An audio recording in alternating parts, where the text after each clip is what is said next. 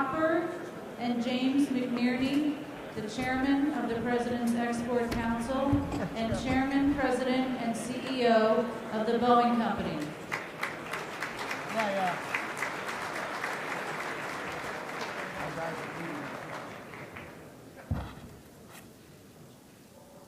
Well, thank you. Thank you for staying with us this morning. And the man who's sitting next to me clearly does not need an introduction as the President and CEO of Boeing Corporation and Chairman of the President's Export Council. I'd like to say, and I am totally biased, it is certainly better on a Boeing. And a few months ago, I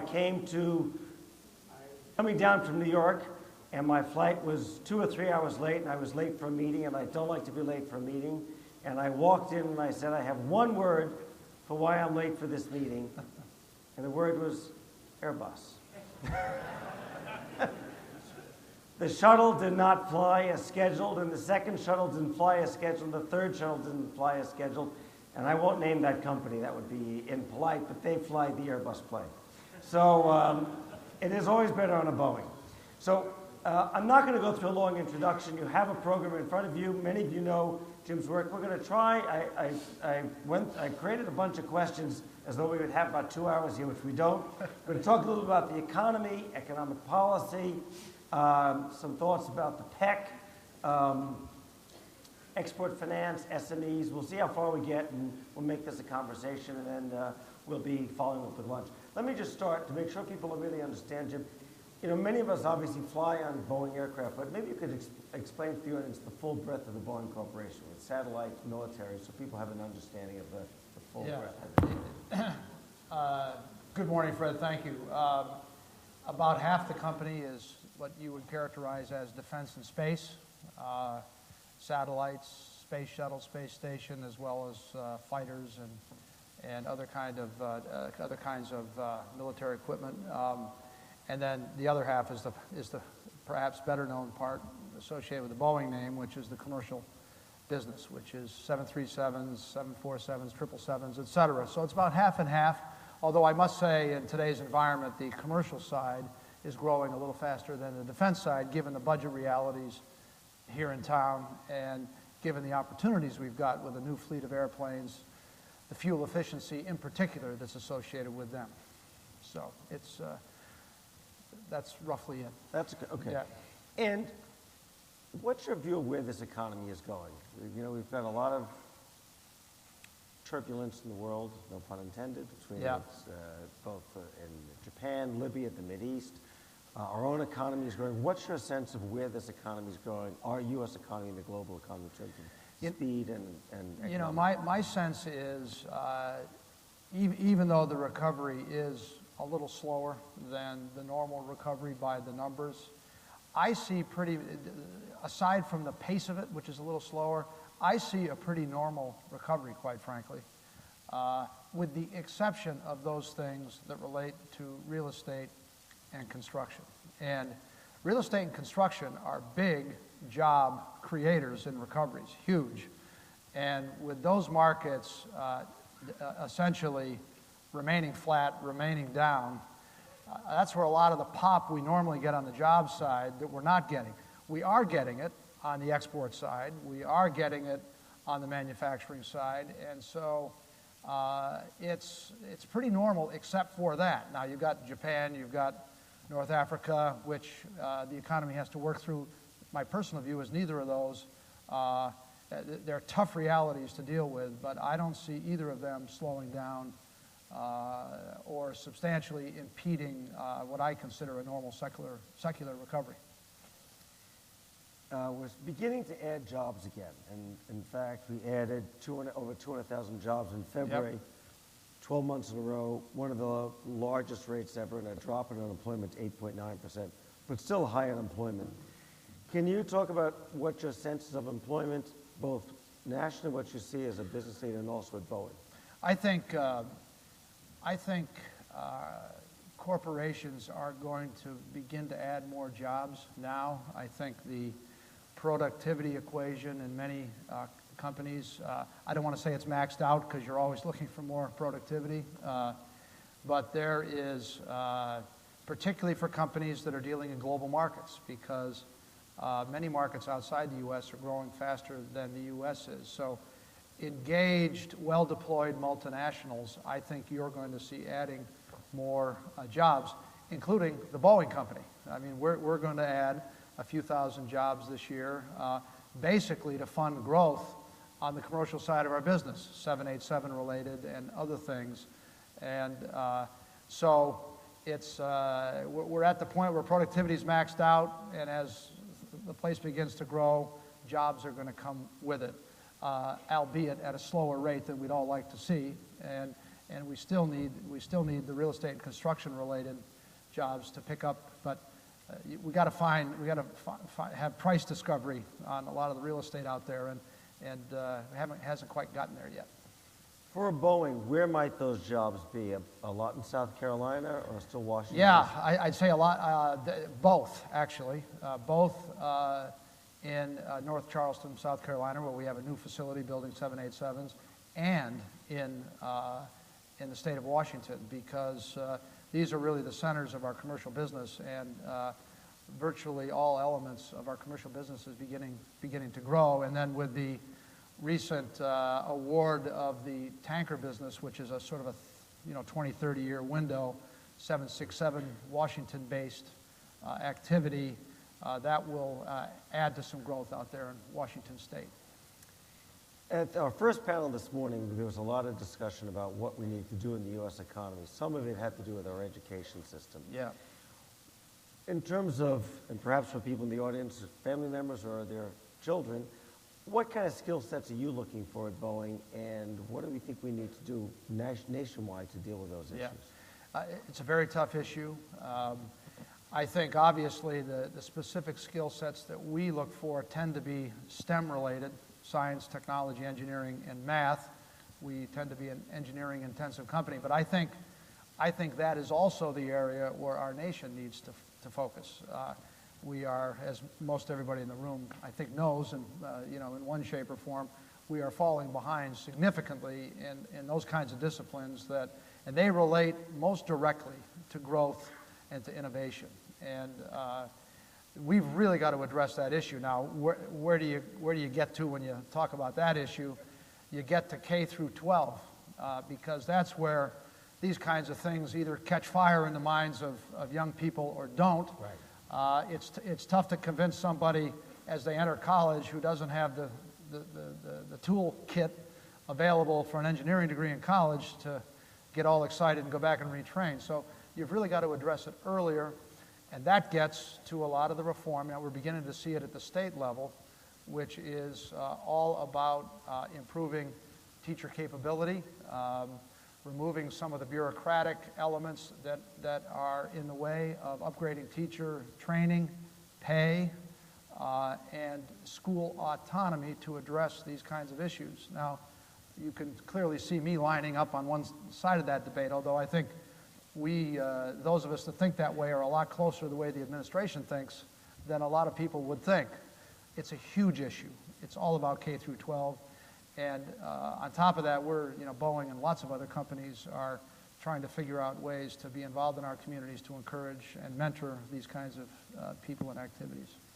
Since it is a K through 12 issue, that does put the harvest from that a few years hence. What do you think we could do in the more shorter term? Well, I think it's an all hands on deck kind of activity between now and then. I mean, it is financial support of some of the best engineering schools in the world. I mean, if you look at the MITs, the Caltechs, the University of Michigans, the Purdue's, you can name about 15 very world-class engineering schools where aerospace has, over the last decade, shrunk as a piece of it. I'm speaking self-interestedly now as the Boeing guy, and has been taken up by things that relate more to computer science and biotechnology. I think we have to fund all of that, but I think we need a bigger piece of aerospace, quite frankly, to keep the industrial base of this country strong in a lot of different ways. So there's funding, there's corporate involvement, there is mentoring, there are supportive programs, that can convert today's freshmen. I think one thing I would just mention is teaching philosophy. I mean, I think we have a philosophy in many of these schools, which is put people through boot camp as freshmen, and you have succeeded if you have knocked out half of the people that aren't good enough, okay? I think the opposite. I think we should be going after yield, which is to get 85% and to encourage those that have a difficult time the first year to stick with it, get mentors, and we're trying to support those kind of programs that are focused on yield. And that's a big short-term hit for it, because you got a lot of old school people, and God bless them, they're great engineers, but that kind of headset made sense back in the day when you had more people than engineering jobs. Today we got just the opposite. Early this morning, Dave Cody was on a panel. We talked about tax policy. Yes. Yeah. Dave was provocative. He said we ought to have a 0% corporate tax rate. Oh. So. Go Dave. Go Dave. What about tax policy? What do we need to do to be more competitive, more innovative in terms of tax policy? Well, I tend to be in the camp that says level the playing field. The game is global now, okay? We used to be in a world 20, 30 years ago where if you won in the United States, you won globally. Today it's different, with 95% of the world's consumers, 70% of the world's purchasing power outside the United States. So winning globally to win in U.S. is going to increasingly be the theme. So if our multinational corporations aren't competing against other multinational corporations from Germany, France, China, Japan on a level playing field, it's difficult. And right now, we do have a tax policy that is a different approach than what most of the global competitors have. They have territorial systems, pay tax in the place where the sale happens, a lower corporate tax rate, fewer loopholes. And so I would support that approach, and which is lower average corporate tax, remove some loopholes, because I realize you can't do it on the backs of the taxpayers totally, and have a territorial tax system where you're playing is where you pay tax, and therefore this issue of repatriation of money, all this 100 billion plus, I forget the number, you probably know the number, it's a big number, it's maybe bigger than that, sitting outside the United States that doesn't come back because of the double taxation it faces, having already paid tax in the local country. So I think there's some things we can do that will encourage growth and make it easier for guys like me to invest globally, because we'll know that there will not be a dramatic difference between the tax regime I face and my global competitor faces. Right.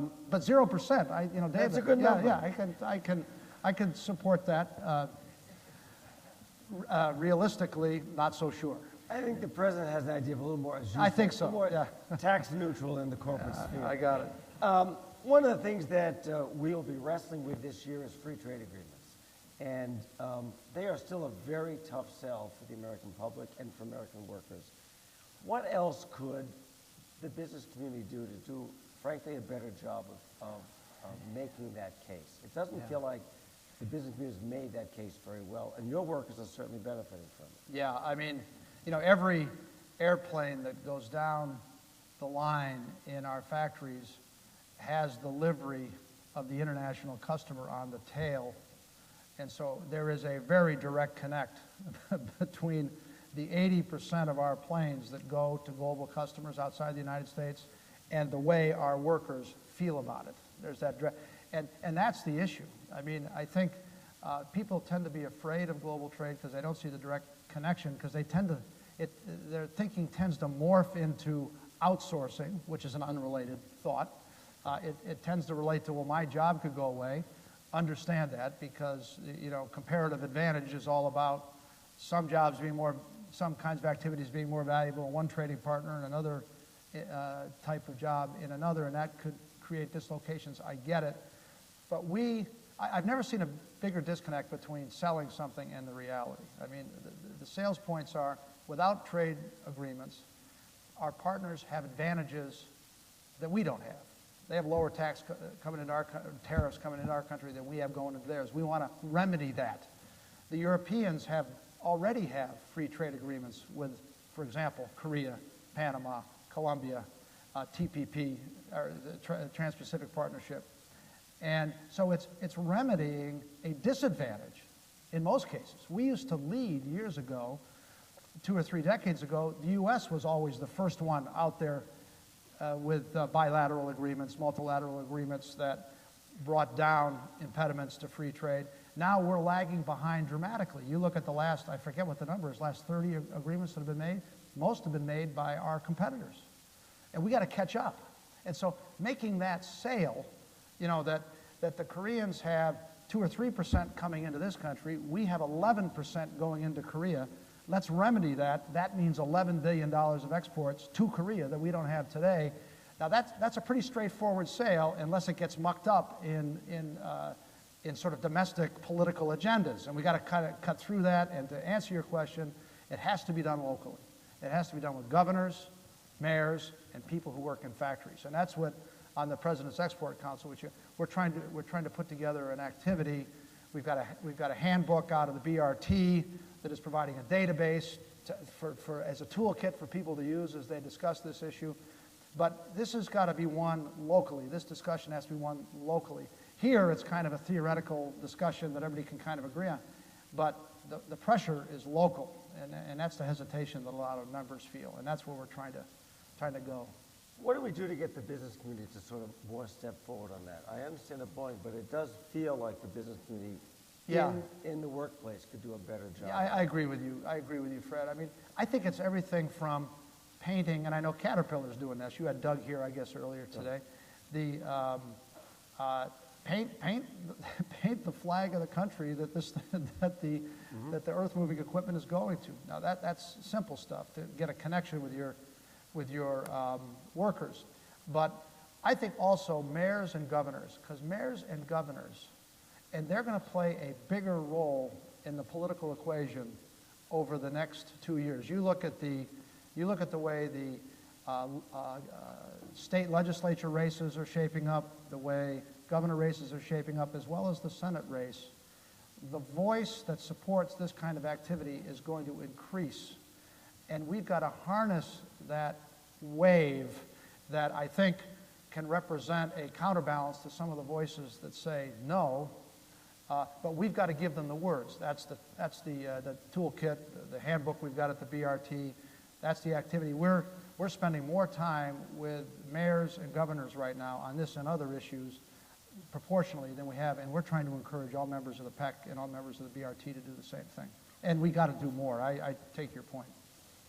When we talk about trade, frequently the subject goes to China, and there's a lot of, also discussed this morning, you know, China is both a customer, a supplier, and a competitor. Yep.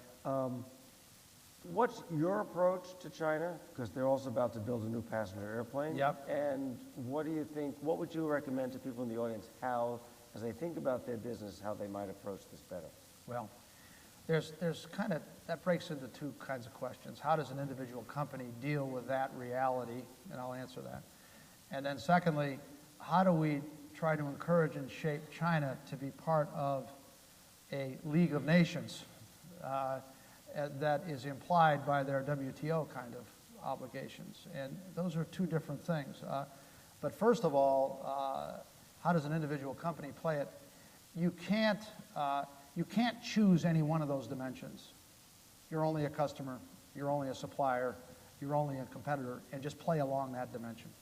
Life is not that simple. And so for Boeing, who has used China as a supplier, a huge customer, they're our biggest customer and a consumer in the commercial aircraft area, and they are an emerging competitor. They're building a 737 size airplane over the next 5 to 10 years. And we have to balance that. The 2 places we won't go is IP that's important to the current and next generation of airplanes. We won't go there.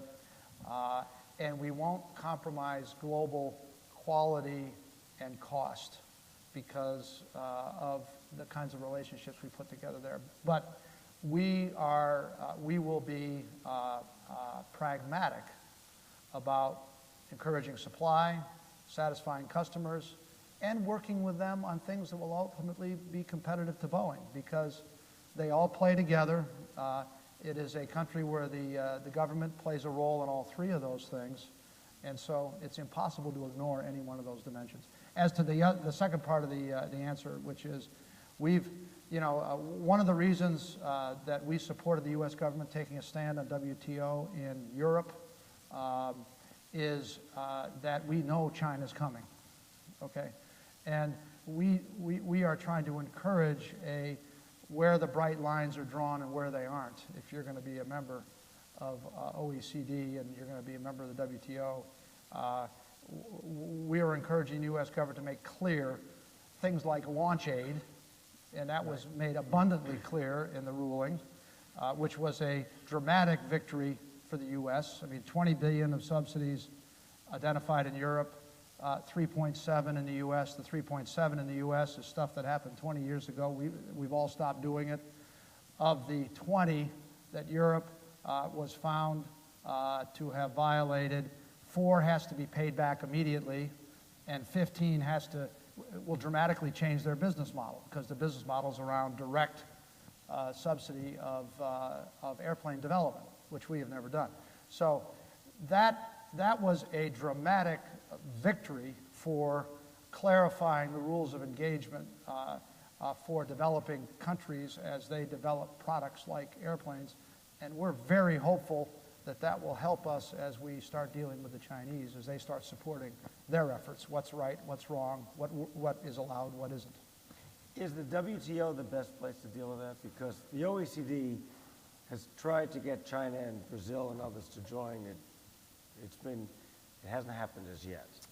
Well, I think the WTO, I mean, we can all think of a number of WTO judgments we don't like, or we can think of the unreasonableness of the regime, et cetera. But, you know, I'm hard-pressed to come up with a better way to engage an otherwise very diverse community with very diverse interests.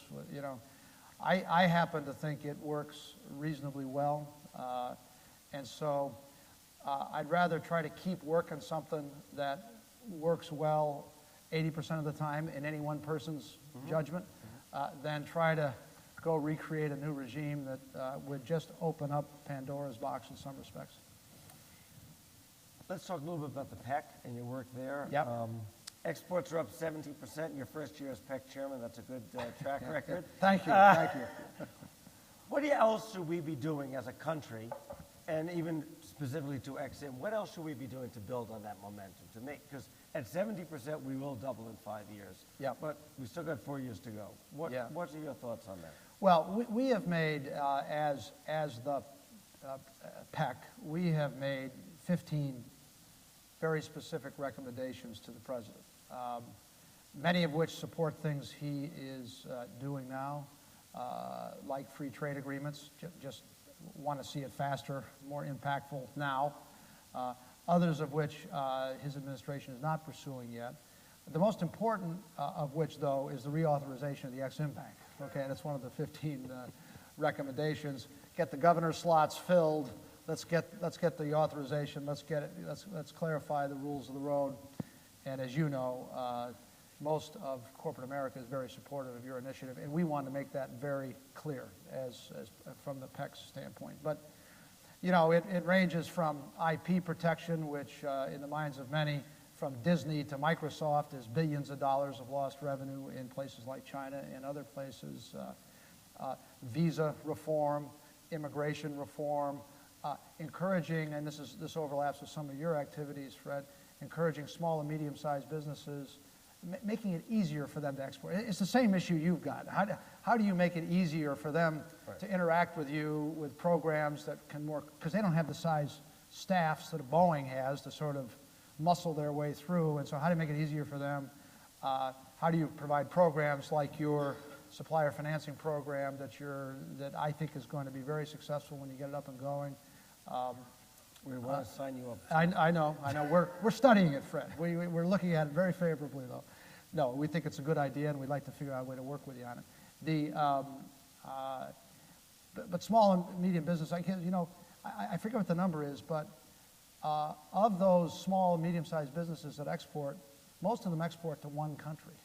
Okay, so they know the mechanics of it, but so why not export to two countries? It would have a dramatic impact on that export number. But there's export control regimes. We're trying to support Secretary Gates on simplifying, raising the standard, protecting the things that are really important. But stuff you can buy at Radio Shack no longer needs to be on a list. But there's a host of things, and these ideas add up to about $600 billion of improvement in exports if implemented, which against a $1.8, $1.9 billion number, that's a very meaningful, and we're only into our first year. So we're trying to do sort of one idea, one implementable idea at a time, working with you and working with Commerce and Treasury, trying to get these things done.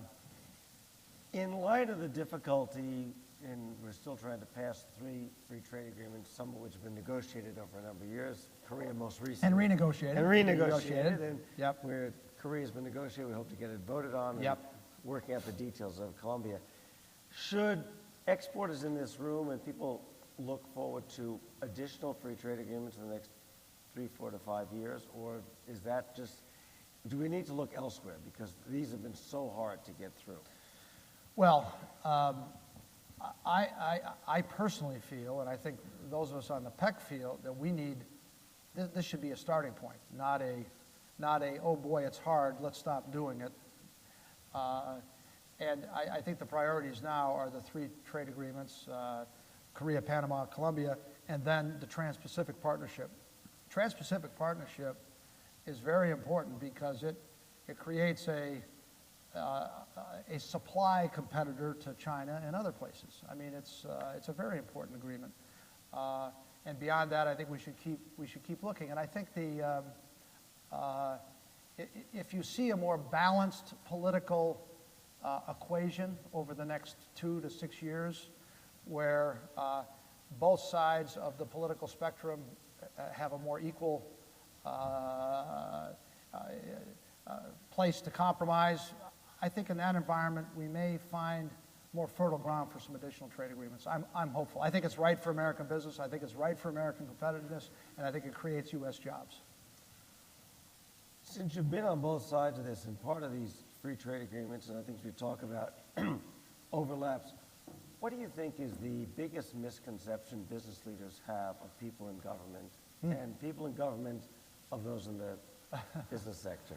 Oh, that's a loaded question. I mean, there's a real opportunity to answer this one wrong, isn't it? I think the big discovery, quite frankly, it's not a discovery because I've been hanging around government, although I'm a little more deeply involved now, is there is more common ground than I think people think. I mean, I think you care as deeply about American business winning overseas as I do.